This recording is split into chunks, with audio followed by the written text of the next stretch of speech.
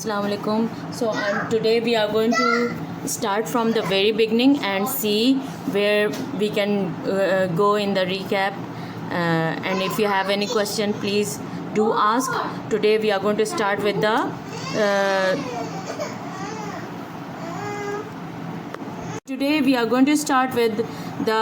particulate nature of matter. We have to discuss what matter is and how we can understand what matter is. Now, matter, the definition for matter is it is anything that has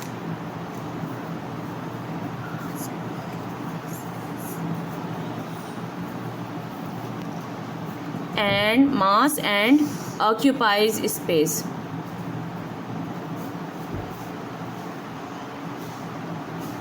So the basic concern about this definition are the 2 points, mass and occupying space. So what does actually mass, before we get into what actually matter is, we need to know what is mass and what is the meaning of occupying space. Now mass is, when you are talking about mass, then anybody would come up with the question that is mass and weight the same? Well, let us see. What is mass?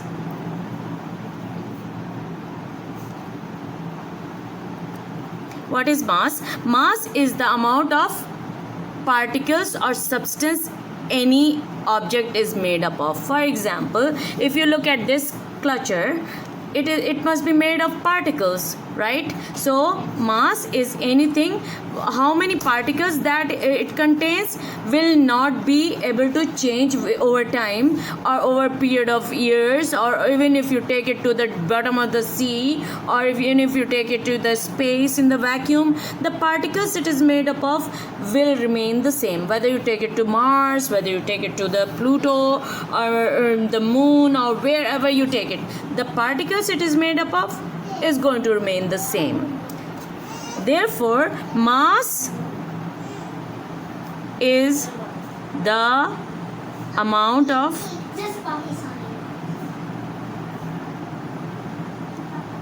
particles that an object is made of.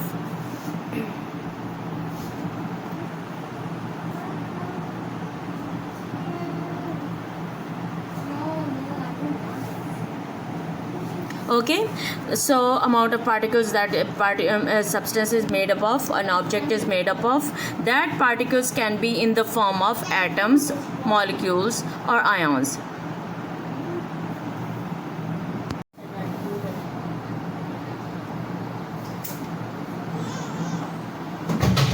Now, atoms, molecules and ions, we can forget about talking in terms of these words for some time. Just consider it as particles. Okay, that's only particles. I hope you understand. So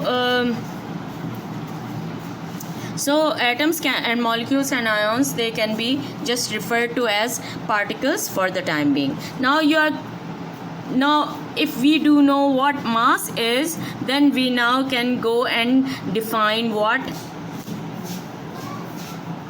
weight is.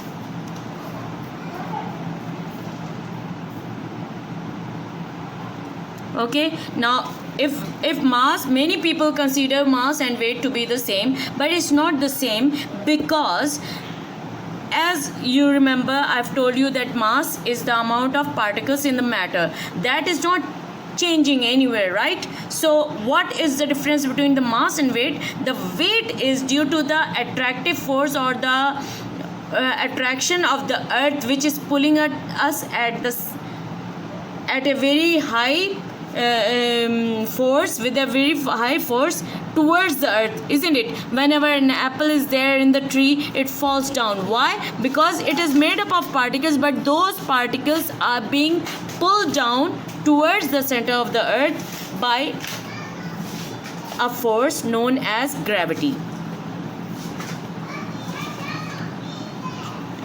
Okay, so gravity is the the act of gravity on a mass of an object is referred to as the weight.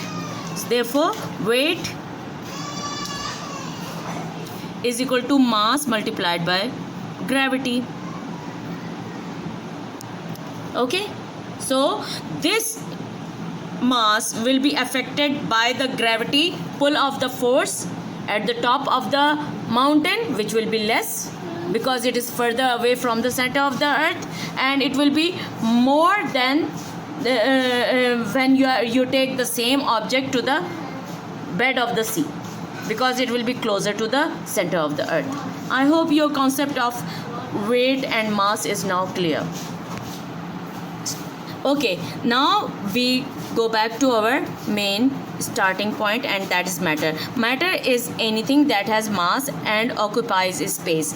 We have got our matter cleared by the concept, what the concept of mass is. Okay, so matter is anything that has mass. So can any object, anything around you, whether be it liquid, be it solid, it will have some matter or some mass or particles inside it, so it is a part of matter. But then what does the second part of the definition means? That is occupies space. What does this mean? Now let us go back to what is occupying space means.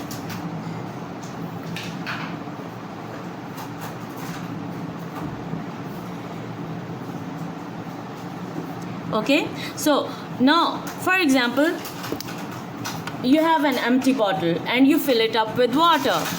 So there was air inside that bottle, and later you have now filled it up with water, so now it has, all that air has been displaced.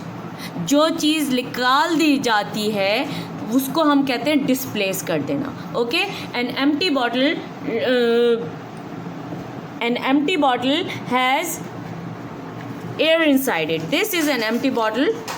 Any bottle, it will, if it is empty, it has air inside it. But when you fill it up with water, what happens is the air is then displaced, removed, and in the place of that air, what has taken? The water has taken its place. Therefore the water has displaced the air, we can say. So even right now this mouse is over there. That means that it is the solid mouse is occupying a space. But when you remove that mouse, what is that space occupied by now? It is occupied by air. So can we say that air occupies space? Yes, it can occupy space also. And when it occupies space, it actually means that it is taking up some volume, isn't it? When it is taking up some volume, where is that volume? Around us, we are in a blanket of, it's just like our earth, which is under a blanket of air, isn't it? So where is the occupying space? Is it the space around us which is occupying space? Yes, to some extent that is the truth. How can we see this happening? You take a balloon, inflated or deflated balloon. If it is a deflated balloon, you know it will be lying like this. You fill it up with air and now it has blown up, and that means that what is inside there was air already inside there, but now it has bulged outwards. That means that also has got air inside it now, but the amount of air that was before there wasn't that much, but now that you have filled it up with inflated it is now too much. That is the air we kind of move on when we are riding in a car, or driving in a car, or riding a bike. Why? Because your tire is something like this. Again, your tire is something like this of the car, and this tire is filled up with the air, and we are actually riding on the air. We are we are driving on air, because that kind of cushions us from all the shock that you get from the potholes and the bumps in the road. Do you get my point? Again, there is this hovercraft. Have you seen a hovercraft?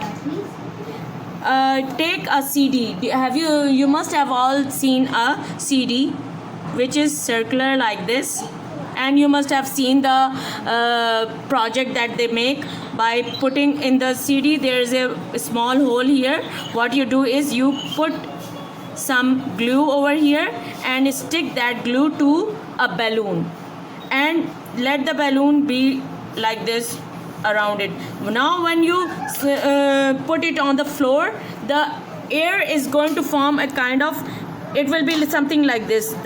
This will be your CD from the transverse section or sideways, and the balloon, you can put a straw over here, then put a balloon over here which is blown up. What happens? It forms a cushion of air which is continuously gushing out of the small hole, and in this way causes a pressure, and this makes the CD appears as if it is floating on the ground. It's not actually floating. And then when you wherever the pressure of the air is, from that side in the opposite direction, if the air is too much coming out from this side, then the CD will move this in this direction. Got it? Now we have got our mass cleared and our occupying space cleared, and you have understood about, I hope you have understood that air is also occupying space, although it is not very visible. You can see a gas. Let us take the example of a gas. Another way of finding that out is, you have gas cylinders at home. How do you know that gas cylinder is empty? Obviously it will not release gases when you put a pin inside the pressure hole to allow the gas to come out. It will not produce any gas pressure. But again, take it to the market, to the person who fills it up, refills it with gas. After you have filled it up, its weight will increase you will see that the mass of the cylinder will increase, showing that the mass, it must be something inside the cylinder, and the only thing that you put in, or the person who refilled the cylinder with the gas filled it up with the gas. So what is that extra weight which was there? If you weigh the cylinder before and after filling it up with the gas, you will see that there will be a drastic change in the weight of the mass of the cylinder, showing that there is something inside the cylinder now than before, because it has now got something which has some mass. And what other thing can it be other than the gas that was introduced into it? That means that gas must be having some mass also, which is being shown by the scale. And you can also say, okay, another example would be like, you take a Durant bottle, it has some liquid out, right? When you simply squeeze the nozzle, the liquid comes out, right? In the same way, there are some deodorant cans which do not show any presence of liquid or anything, or even if it doesn't, when it is empty, there are times when you will not see even a little bit of liquid inside, and still you will see some gas coming out when you press the nozzle. This shows that there must be something in there which is in the gaseous state, and it gets released when you press the nozzle. This is also an example that the gas can be compressed and it must be having some mass. Now we have concluded our definition of matter as being mass and occupying space. That means any solid, any liquid, or any gas, any solid, any liquid, or any gas, be it solid bottle cap or a clutcher or a liquid inside the deodorant bottle or honey, they are all matter, plus the air that is surrounding us, plus any gas that we have. Now that we are clear about what solid, liquid, and gas are a part of matter, now we go to what happens when you provided energy. What happens when you've provided energy? Now, before, again, if you need to know the basic, then you need to know what is energy in the first place. Source of all forms of energy is sun. Sun provides all form of energy into our lives, right? So energy can be, what are the different forms of energy? Heat, light, sound. Okay, so you even you know about electrical, kinetic, and mechanical energy, all these, and they can be then divided into potential energy and kinetic energy. Potential energy is due to the stationary position of an object, like any object that is lying on your table. It has some energy, but it's not being used, so it has some stored energy which can be then used to produce a force that can make it move on its own, isn't it? If I push this, it will go somewhere else. So that means that it had some stored energy which is now changed into mechanical energy or motion energy, and that's why that is known as potential energy, stored energy. Every object contains this energy. Mechanical energy can be in the form of the the fan. The electrical energy is being changed into forms, and electrical energy can again be changed into light energy, sound energy in your speakers. In your speakers, it can be changed. The electrical energy can be changed into sound energy, and in your fans, they can be changed into motion energy, and in the bulbs, it can be changed into light energy. Sound, light, heat.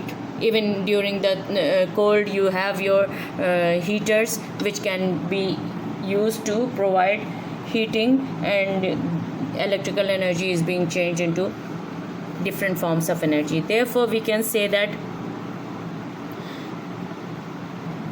energy can change its form. Energy can change its form,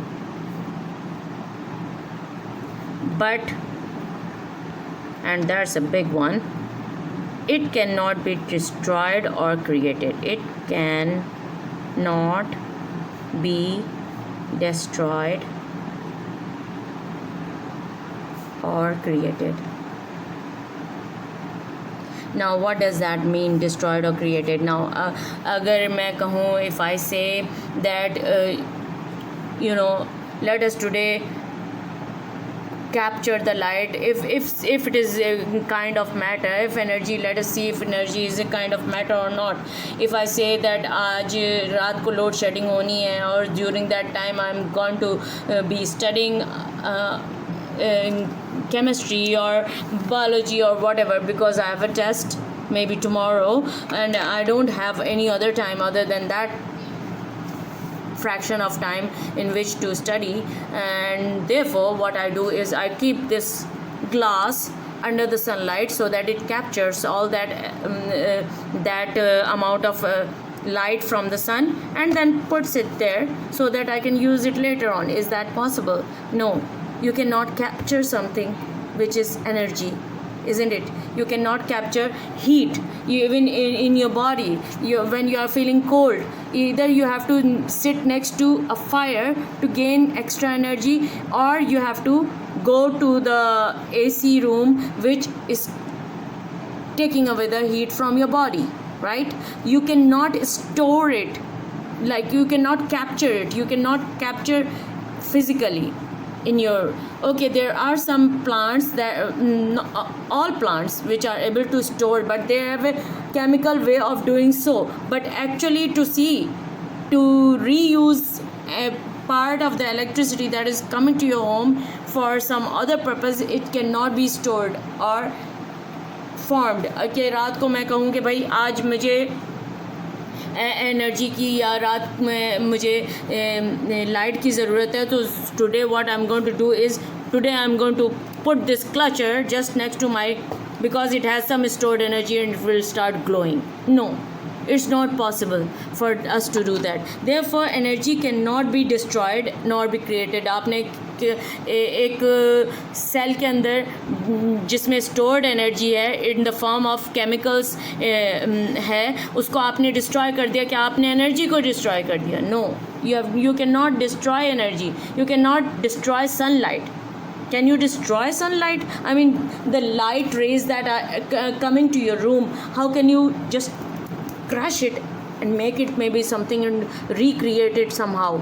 It's not possible. So energy cannot be destroyed or created. It cannot be created or destroyed. That is God's way or Allah's way of giving something to make work. So what is energy? Energy is the ability to do work. Now another definition comes up, and it is the ability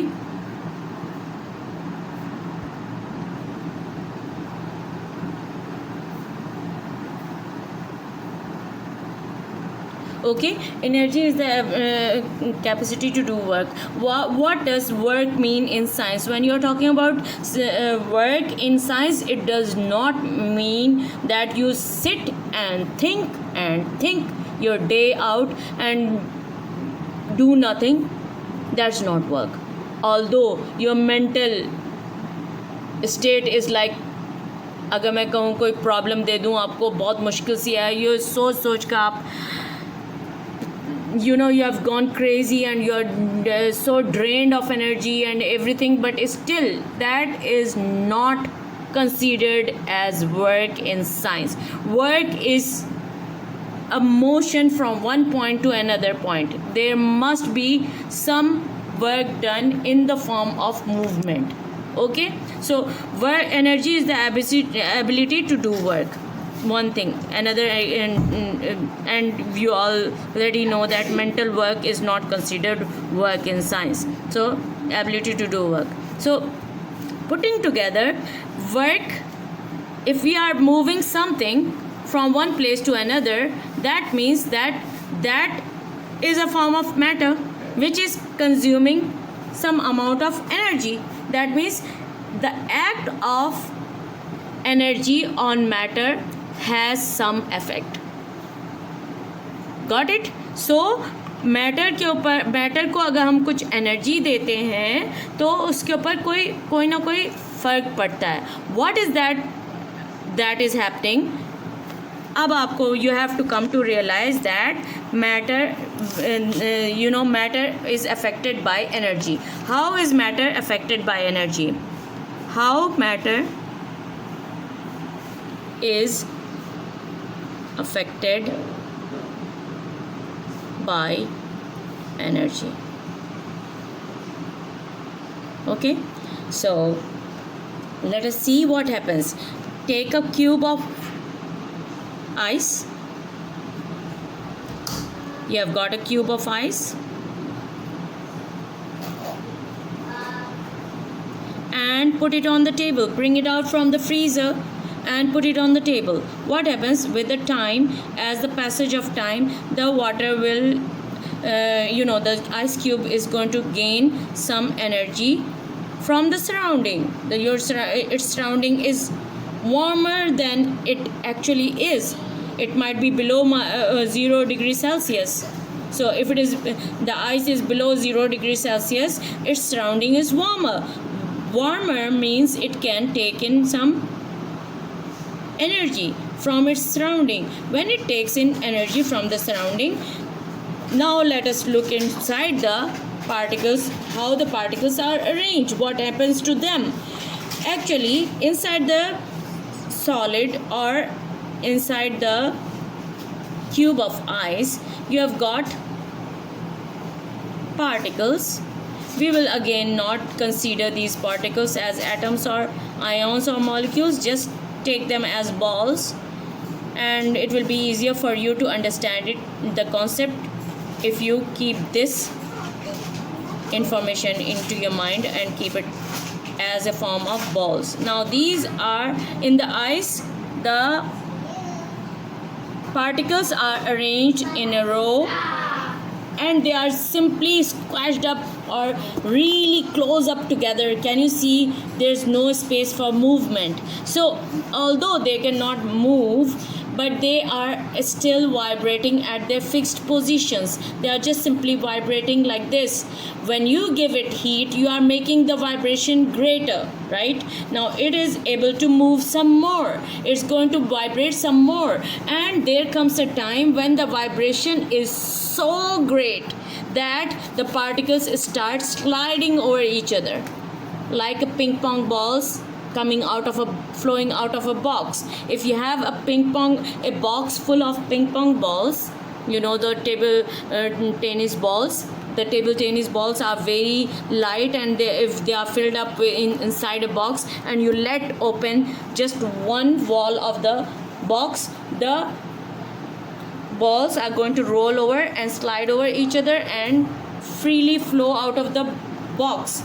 This is the way the atoms or the particles in the box will react when the ice cube is set on the table. It will gain extra energy from the surrounding, and its vibrations of the particles will increase so much so that there will come a point when the particles are not going to be able to hold the closeness of each other, and they will simply start moving in groups, sliding over each other and flowing over each other.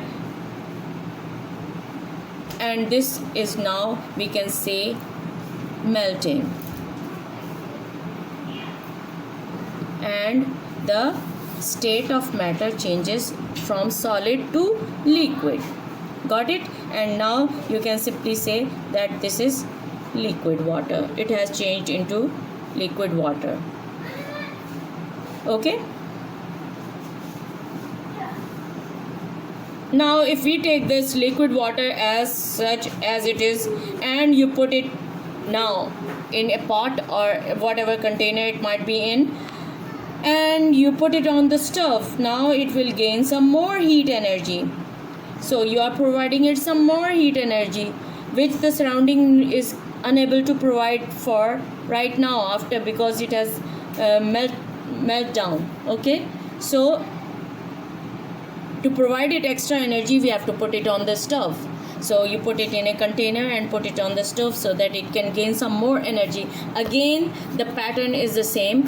What the particles were flowing over each other, they still have some attractive forces among them, and what happens when you provide it some more energy from the stove, it is going to gain energy and start moving or rolling over or flowing over each other more quickly, gaining more movement, and eventually reach a point where the movement is going to be so much or so great that the state of the matter again changes from the liquid into a gaseous state, and this time the particles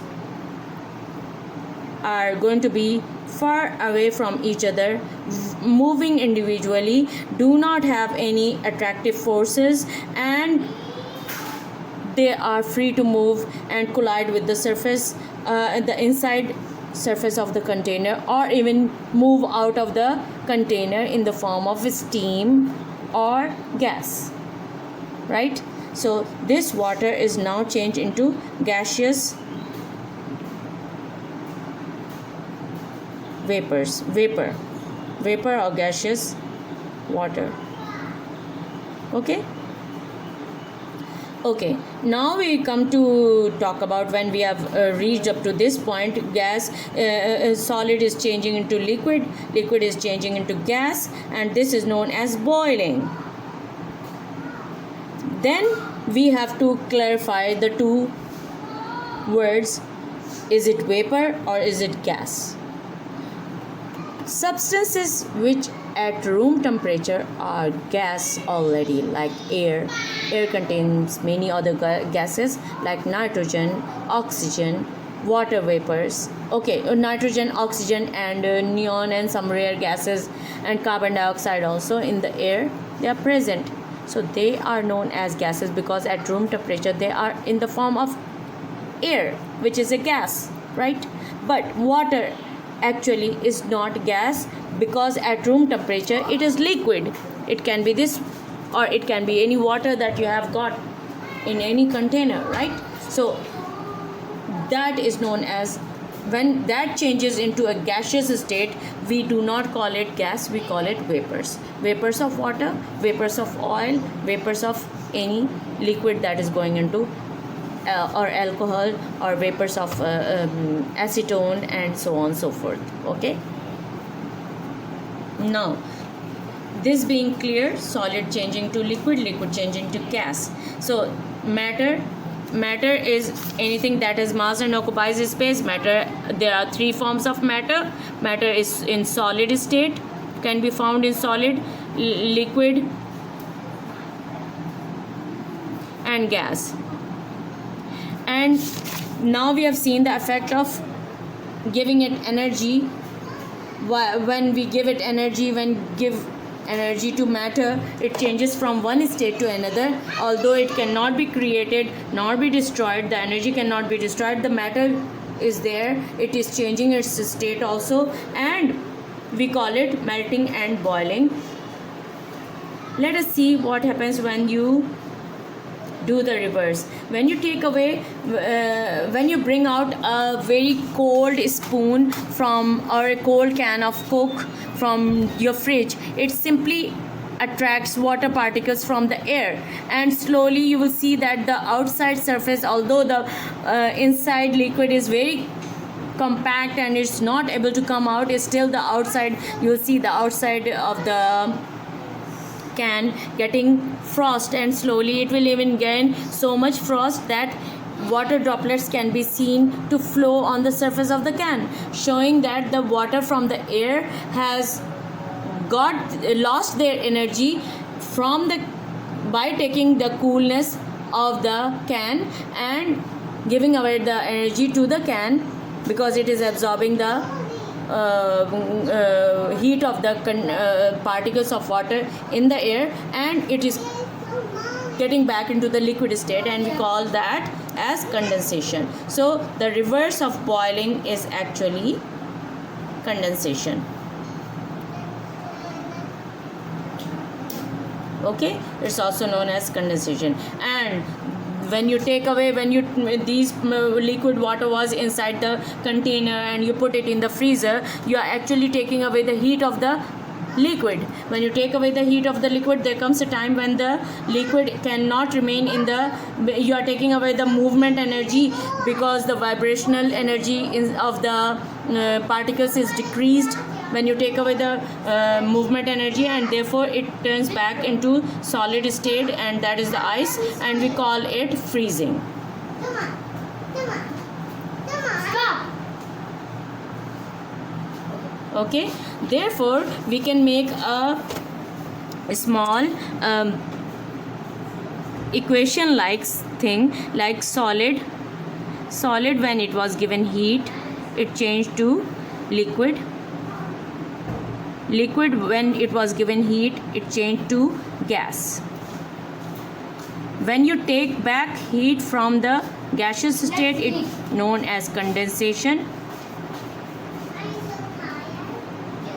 When you take back heat from the liquid state, it's known as freezing. and when you are giving this heat, it's known as melting. And when you give more heat to liquid, it changes to gas, and we call it boiling. And this is the change of state of matter, how the particles are affected by the giving of energy at different stages. And in other words, what is the effect of energy on matter is also known as the kinetic theory of matter.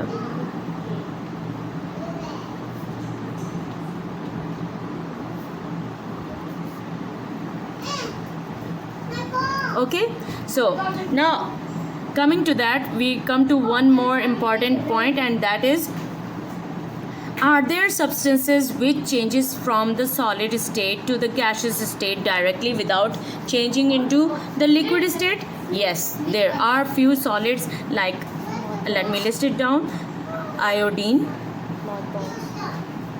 mothballs, solid carbon dioxide,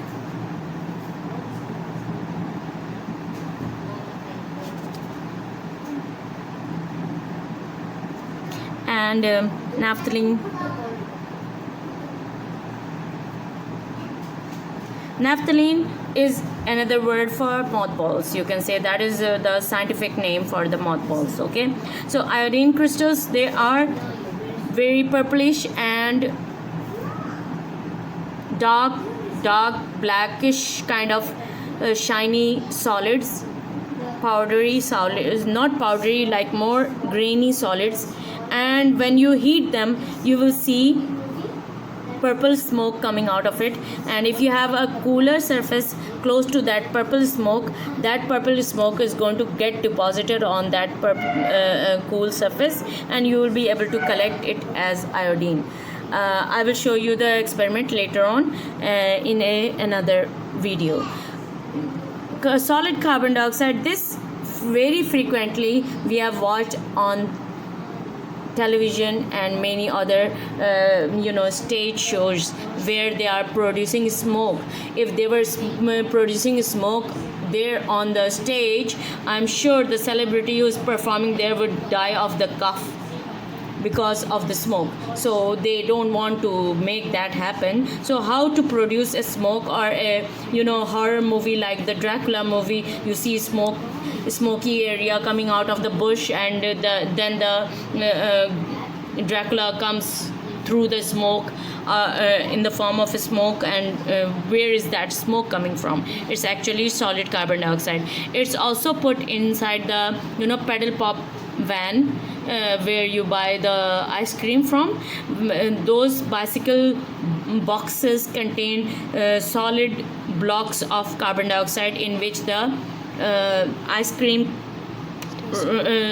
scoops are kept to keep it cool. So as soon as he opens the box, you see the gas coming out. It's not water vapor, it is solid carbon dioxide changing directly into gaseous carbon dioxide. Okay, so so there are some solid which change into gas state directly, and the reverse also happens when you cool it. And the process of a solid changing into gas and a gas changing directly into solid is known as sublimation.